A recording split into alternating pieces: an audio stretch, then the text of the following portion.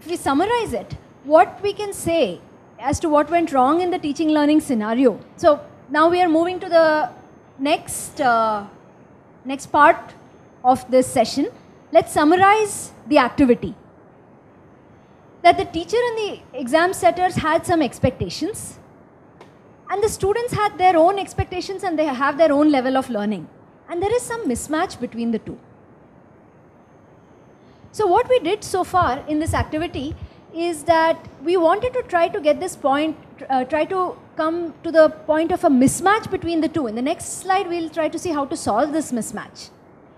And the way we ran this activity, now I'd like all of you to think from a teacher's perspective for a few minutes. There was an open question as to what was wrong with the scenario, and we wanted all the participants to discuss answers to this question. Typically what we would do in a traditional classroom is simply ask the question and one or two people would raise their hand and say, okay, here is an answer. But when we do that, the class is not participatory enough, and I think one of you has even written that in your reasons. So to get all students to be engaged in a certain activity, in a certain teaching learning activity, and to get a highly participatory class, there is a method called think, pair, share. That's the one we just did, wherein we split the activity into three phases, exactly like the way we did. In the first phase, each participant or each student has to write an answer. In the second phase, they discuss with a neighbor. And in the third phase, they come together as a class and do it. So splitting it and staggering the activity into these three phases ensures that everybody is committed, everybody's answer gets heard, and everybody has a way to listen to each other's answers also. So we'll come back to this technique several times in these sessions over these 3 days. Okay, so let me hand the mic back to Madhuri, and she'll now discuss some possible solutions for this mismatch. So now we have seen that there is a mismatch between teacher or examiner's expectation and what is the student level of learning. So we need to match this. And how can we match this? So in order to match this, the solution is I have to clearly spell as a teacher what are my goals as a teacher.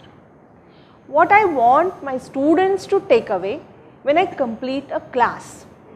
So keeping these goals and objectives in mind, we define learning objectives, wherein learning objectives will give clear idea what is my expectation as a teacher and where students will fall in this expectation, or how I will train student to that level. So I need to define learning objectives. So let us see the definition of learning objective. Learning objectives are basically goal statements which includes specific measurable performance outcome of the learner.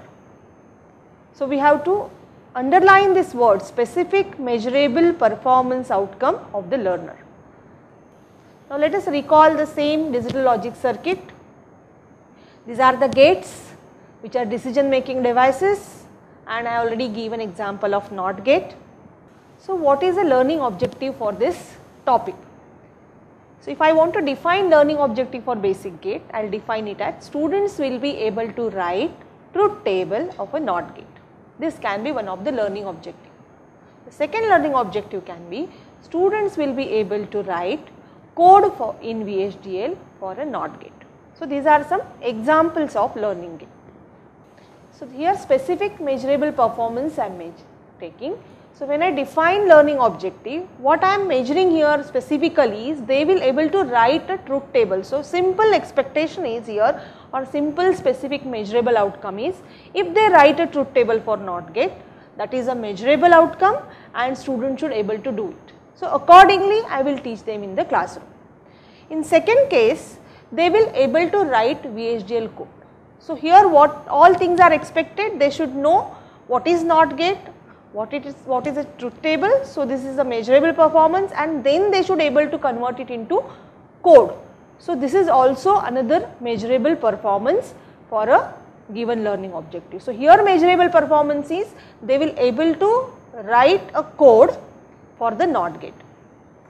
So this is very specific and it is measurable as well. One more thing that you can notice is each of these learning objectives starts with students will be able to do something.